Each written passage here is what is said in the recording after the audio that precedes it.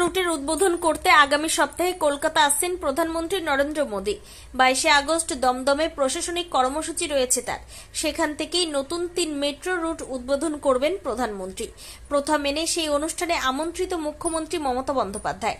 Rail মন্ত্রক সূত্রে খবর, অতীত ঘটনার জেরে বিতর্ক এড়াতে 22 আগস্টের অনুষ্ঠানের জন্য আগেভাগেই মুখ্যমন্ত্রীকে আমন্ত্রণ জানিয়েছেন রেলমন্ত্রী অশ্বিনী বৈষ্ণব। আমন্ত্রণ পত্রে রয়েছে চমক।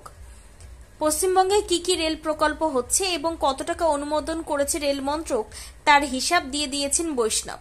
সেই হিসেবের সঙ্গেই পাঠানো হয়েছে নিমন্ত্রণপত্র।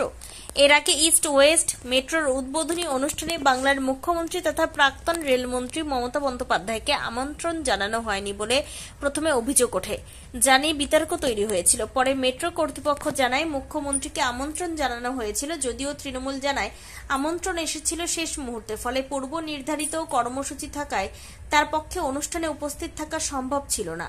তাই এবার হাতে সময় থাকতে মুখ্যমন্ত্রীকে আমন্ত্রণপত্র পাঠানো হয়েছে বলে খবর।